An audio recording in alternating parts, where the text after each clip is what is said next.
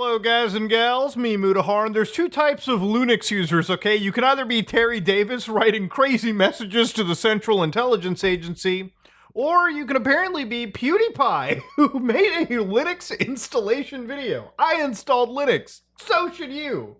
You know, it's kind of wild, ladies and gentlemen. I remember starting this whole YouTube journey like probably a decade ago, and I was, reviewing creepypastas like Sonic.exe, Godzilla NES, Jeff the Killer. You got crazy stuff like the Jadja Sable, good old-fashioned Majora's Mask creepypasta. And my personal favorite that I'm actually revisiting in a recent video, actually, a couple weeks out, is Elder Scrolls Morrowind Look to the Stars, okay? Wild stuff. But of course, PewDiePie, the man here, uploaded a video about 6 hours ago. I installed Linux, so should you. Now, for full context, to understand, about a month ago, I looked at a video from PewDiePie where he basically showcased his new computer build. And he built this all AMD rig, and for a few seconds, he showcased that he actually had Linux installed onto it. Now, of course, this got the attention of yours truly, and actually the man commented on the video that I had uploaded, and it's surprising to see that, I'm in the PewDiePie. His whole journey's wild, dude. I'm doing the soy jack. Not on there. But yeah, PewDiePie was a little shocked that people were pointing out that, he's a Linux user, and it's kind of an important thing to talk about because this video is wild, okay? It's wild because one of the largest creators out there, and granted PewDiePie is a retired guy, but to have his reach and him promote things like Linux, for instance, is actually quite impressive. And I wanted to kind of look at this video, kind of look at his perspective of it, and how much it actually mirrored one of the reasons I switched over to it as well, too. And confused. Something possessed him to put Linux on it. Some people were excited. At the time, I didn't know the power that I had. I was like a baby with a rocket launcher. For years, I have been tortured by Windows. So yeah, that's a great point. He was tortured by Windows. And I think a lot of people are really tortured by Windows, to be honest with you. Now, in the last couple, years, I would say, Microsoft has done some kind of goofy stuff with Windows 11. And again, before we go into this video, I don't care if you use Windows. I don't care if you use Mac. I don't care if you use Linux, okay? As long as your personal computer has what you feel comfortable with it, I don't really care, okay? I know that I've been hostile to Windows users in the past, but honestly, if it works for you, it works for you. But this video, and much like PewDiePie's video, it's all about showing you guys that there is actually an alternative that you can use to switch over to.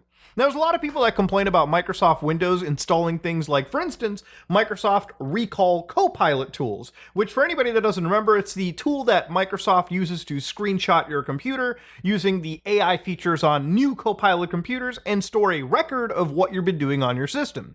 Now, this might be useful for some people, but it's also a bit of a security risk for some people as well, too, understandably. And some may not like these extra bloated features on an already incredibly bloated system. One of the things that I personally don't like Microsoft doing was actually forcing people to use Microsoft account to use Windows 11. So yeah, about a month ago, they removed this one loophole that actually I had used pretty much every time I made a Windows 11 virtual machine or whatever, or just something to test things in, all so that they could force you to use an official Microsoft account. Now, there's plenty of ways still around this, but I think it's annoying that we have to keep playing whack-a-mole with all of Microsoft's, bullshit just to actually use this operating system in the manner that we've pretty much been using for most of computing history, right? If the day comes that you effectively need to be connected to Microsoft services to use their operating system, I think that's going to be a real big kick in the balls for a lot of people who genuinely have become kind of annoyed with Windows, but continue to use it because it's pretty much the only option that they have. Now, obviously, Microsoft Windows is okay for most of the times, but generally it can get bloated, and you could use debloating software that exists out there, or you could just roll with the punches. But switching over to Linux, at least for me personally, and it seems like for PewDiePie and a lot of other people on the platform that have switched to it, it seems like they are genuinely using a more cleaner, more efficient operating system, right? I mean, just on a personal level, when I switched over to Mac for work, I actually felt that I was using an operating system that was probably 10, 15 years more advanced than whatever Microsoft was peddling. So Microsoft Windows is entrenched, it's had its market share, and it will continue to be one of the most used systems out there. But At the end of all this, you now have an alternative like Linux, and you've always had Mac for the most part, which you can actually switch to. So Microsoft doesn't necessarily have their monopoly that I guess, they've kind of had. It is one of those things that is slowly but surely dying out simply because most people, you, me, finally have actual competition. So one of the comments that I saw was just use Windows 10 IoT Ultimate LTSC, which is a special version of Windows 10. If you don't know, Windows 11 is dying out. Windows 10 is still supported through these IoT versions. And then they also mention use tools like O&O Shut Up. For anybody that has no idea what that is, O&O Shut Up 10++. Yeah, it rolls right off your fucking tongue, am I right, boys? Free anti-spy tool for Windows 10 and 11. Like, you see the problem over here? Like when you have to use anti-spy tools to cut all the cords out of your system constantly, this is not okay, all right? You see the problem here? Like, when you have to actually, run software that's getting rid of alleged telemetry and all these bloated features, maybe it's time, if you're running this, maybe consider switching over to something that is more respectful of your freedoms, of your rights on your system, and not something that just runs all this crap, so to speak. I want to start off by going through the reasons why I switched to Linux. It's different for everybody. Number one is how backlit this shot is. Number one, Windows talks to me like I'm a baby. Now, mentally, I might be, but that does not warrant you on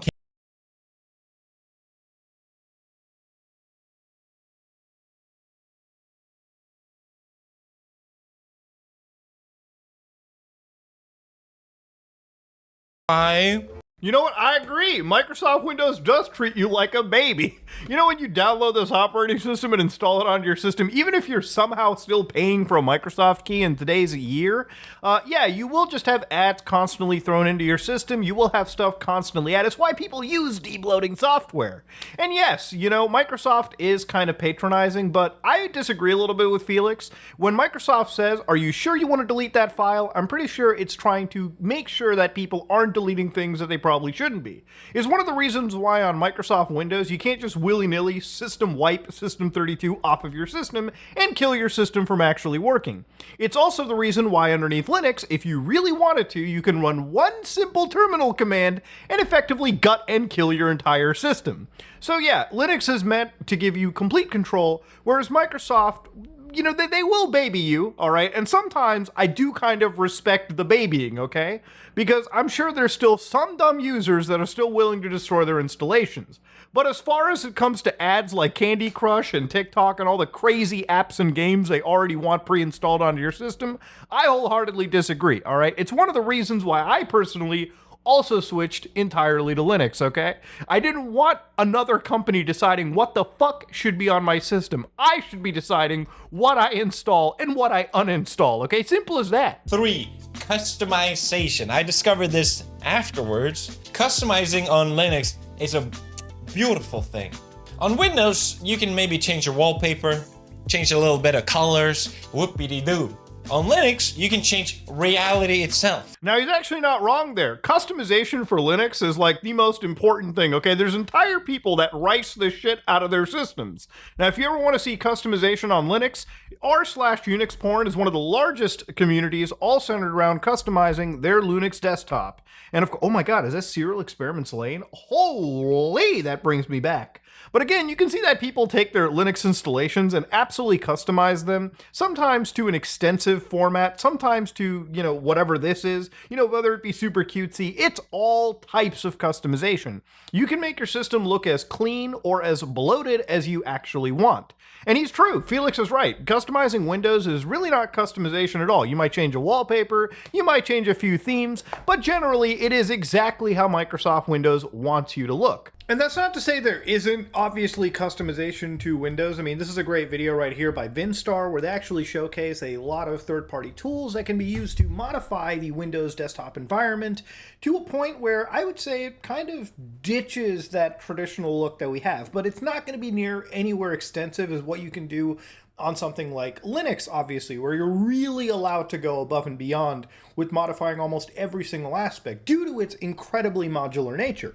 With Linux, you could literally pick, mix and match different styles of system themes. You could pick which desktop environments you often want on your system. Do you want to have something that resembles Mac? Do you want to have something that resembles Windows? Do you not even want to deal with Windows in the first place? You have full command and control of your system. Now, I'm somebody that's a pretty regular vanilla guy when it comes to customization, but I've always appreciated how Linux has allowed people to truly express themselves and make their desktop work the best it can for them. Okay, simple as that. That's good. That's a great reason to have it. I actually installed Linux 15 years ago. That's right, I'm old. And I uninstalled it after like a couple days, as a lot of people do, when they realize, oh, I can't use the things I need on Linux. And for me, that was gaming back then, because it's like, well, then what's the point?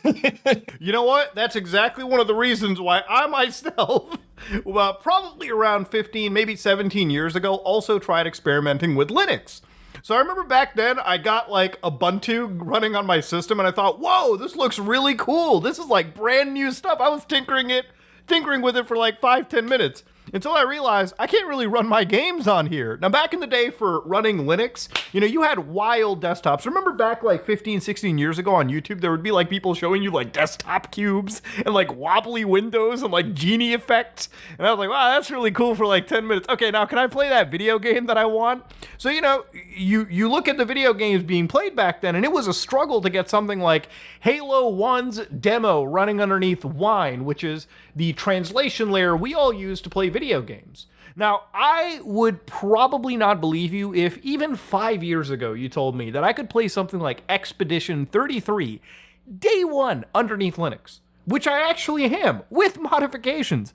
I would never believe you if I could play Cyberpunk 2077 with all of its DLC, all of its graphics blown up underneath my actual Linux distribution day one. Okay, that would be insane. But here we are, ladies and gentlemen. Most of the newest releases that have dropped literally this year run day one underneath Linux. And I have not needed to fire up Windows at all, other than play, games that, require some sort of multiplayer anti-cheat.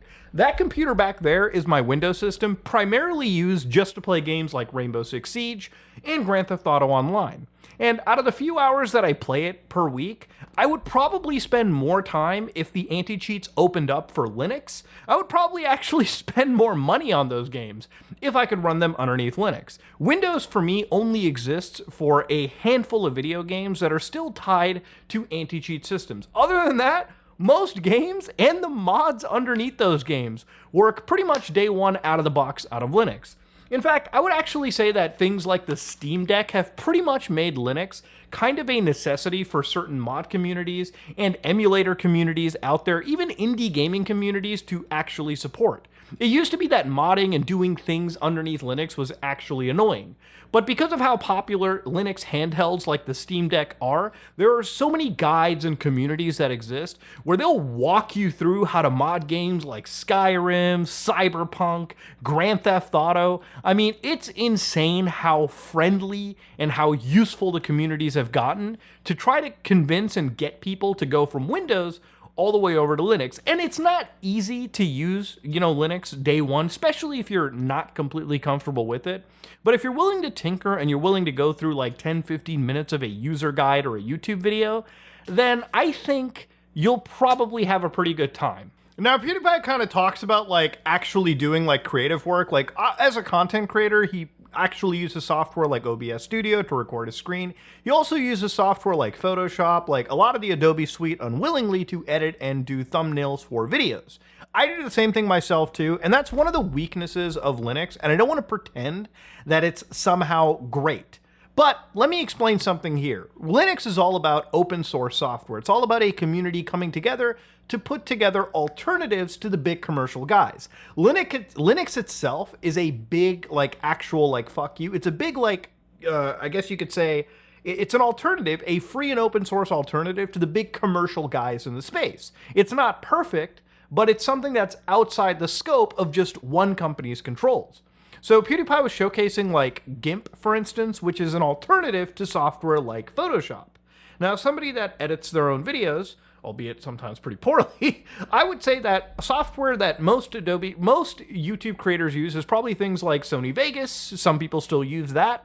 I think Charlie does. There's software like DaVinci Resolve, which I am learning, and it's great software, especially the fact that it runs natively underneath Linux.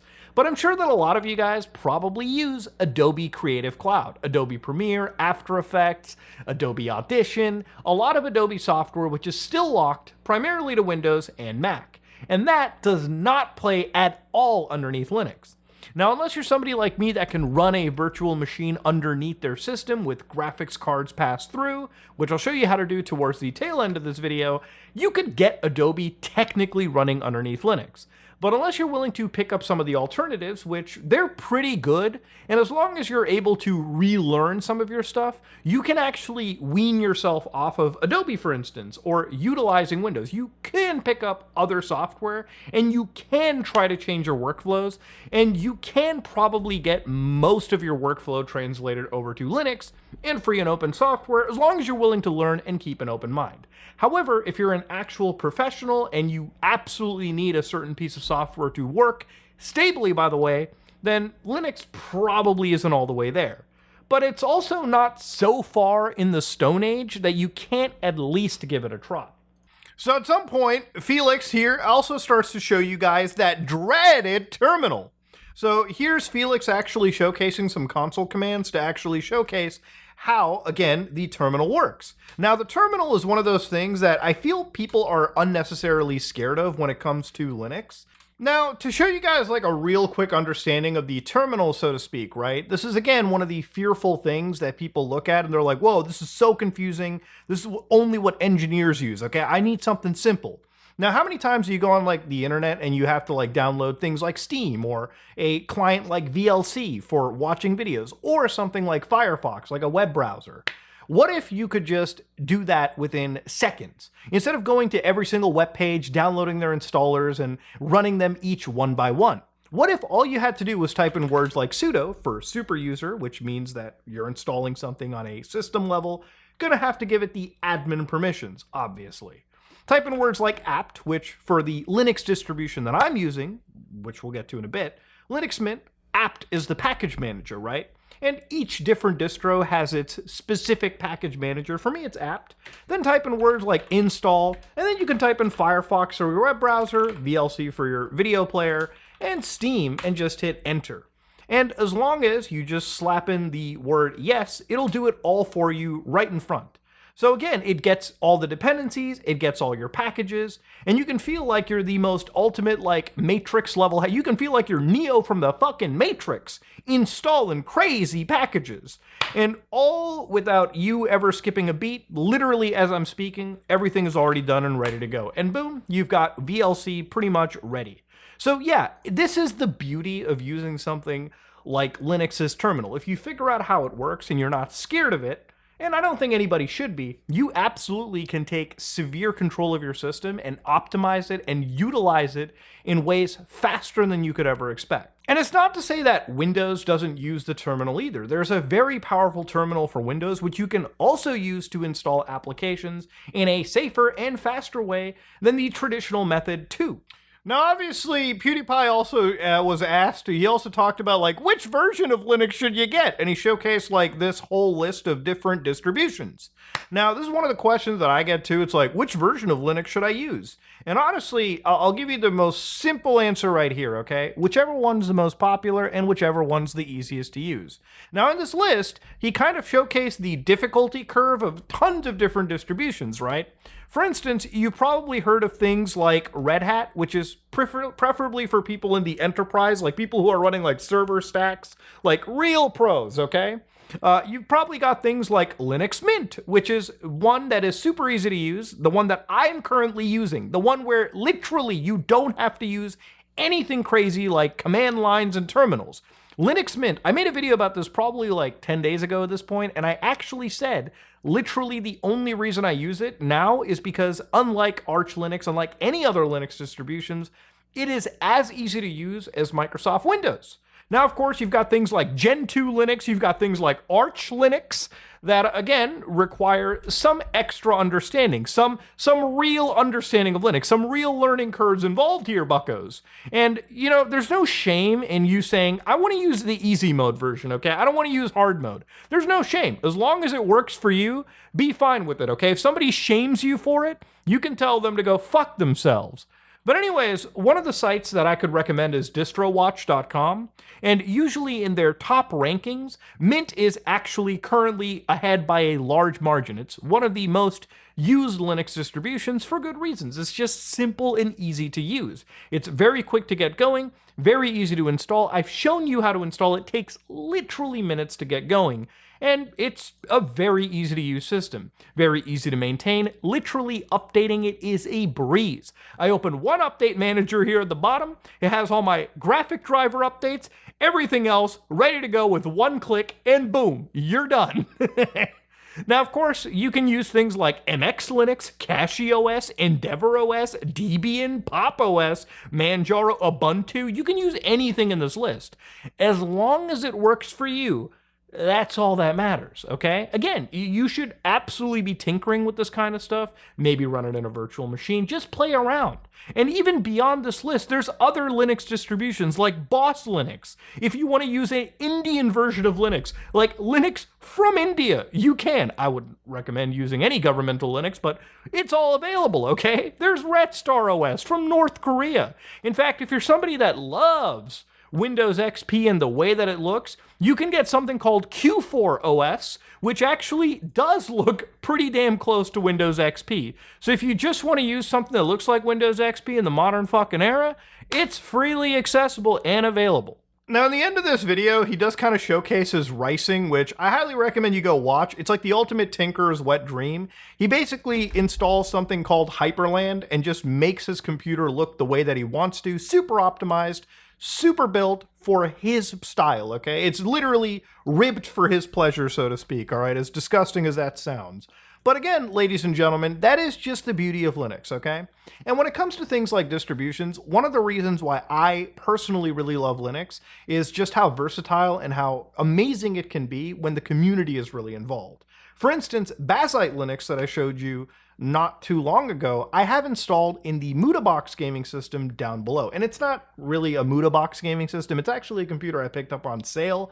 I decided to install Bazzite Linux, and the reason I installed Bazzite Linux onto it was that I could actually make the system operate like a Steam Deck. So instead of, you know, like logging into my gaming computer and connecting a controller, it actually operates like a real gaming console. So again, one of the things with PC gaming is obviously hooking things up to a HDMI monitor, you know, connecting. It's not as simple to use as like a PlayStation or an Xbox.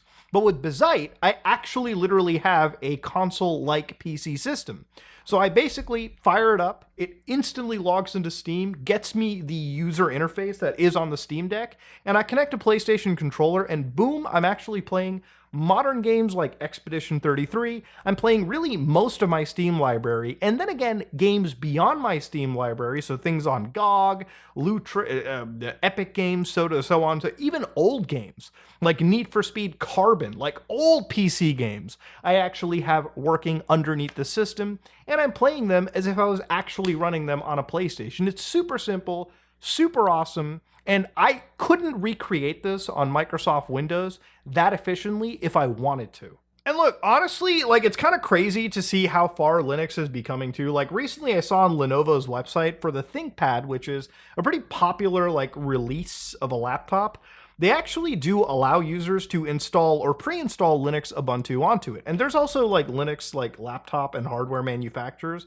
But I think it's pretty cool when a big company like Lenovo lets you save $202 on your device just by having Linux installed onto it. So you're not paying for this shitty Windows license that, you know, let's be honest, you could probably save that $200 and get extra RAM onto the system. I mean, it's crazy how companies are passing on the savings to you, so you can actually end up putting that towards actual better hardware, actual better system, versus just having Microsoft's dog water bloat exist on your system. Stuff that you probably should get rid of anyways, in the favor of switching over to something like Linux. Now, of course, if you're somebody that literally is like, but Muta, I need Microsoft Windows, you can actually run it underneath a virtual machine pretty easily. So there's this one GitHub called Cadevoid.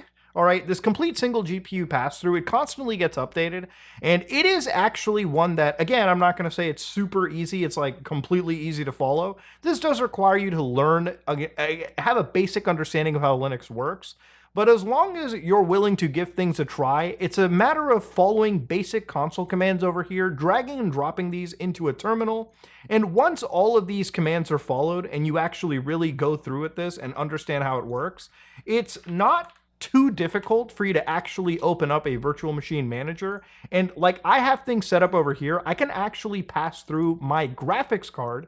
So inside this virtual machine, it literally has my RTX 4090.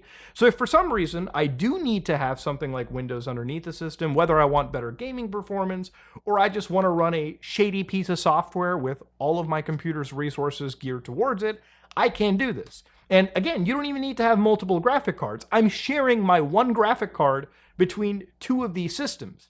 Now, you might be like, why not just dual boot at that point? But the thing is, all right, underneath Linux, I can contain Windows and all of its bloat and spyware into one container, meaning that it never gets to look at what my computer is as a whole. And if I do want to run shady software, which I have done for things like virus investigations, I have a virtual machine right here with full pass-through. So if I want to game underneath it and do cool stuff like running malware on my system, like PUBG malware that was actually locking my system down until I played a specific game, I have the ability to do so with software like this. But again, it's just the amount of freedom and versatility you can do with Linux that is impossible, in my opinion, with Microsoft Windows or even Mac, okay? It really is a freeing system. And it's one of those things where if you're a tinker, which I assume you are if you're following my channel, it's something that would absolutely be amazing for you to just play around with. And I think right now is probably the best time to get into it. You know, if this was like 5-6 years ago, I would never recommend Linux to anybody watching my videos because it really wasn't, the state of it wasn't where it was at now. But with the amount of work that Valve and a lot of companies have put towards Linux, it is probably the best time to get involved. And honestly, I think for many gamers out there, you would actually be surprised how efficient Linux is and how comparative it is to just the Windows experience. But again, it's entirely up to you. If you don't like it, it's so easy to switch back to Windows. It's so easy to dual boot this stuff alongside. But I think PewDiePie's video is an amazing video because honestly, it's like, it really is great when a large popular like personality, again, showcases something like this. But it's also great that it demystifies a lot of what Linux really is. Some people think it's a highly confusing system, and it can be, but it can also be really easy to jump into and get acclimated pretty quickly these days. So yeah, ultimately, ladies and gentlemen, I don't even consider this a cope video. I just consider this to be the state of Linux as of today. So if you're somebody that was kind of penguin curious, well, I think you should dive right into that fucking penguin, ladies and gentlemen, and maybe, just maybe, you might end up sticking on this island of ours. But if you ever wanted a real alternative to Windows, I think you got it. If you like what you saw, please like, comment, and subscribe. Dislike it if you dislike it. I am out.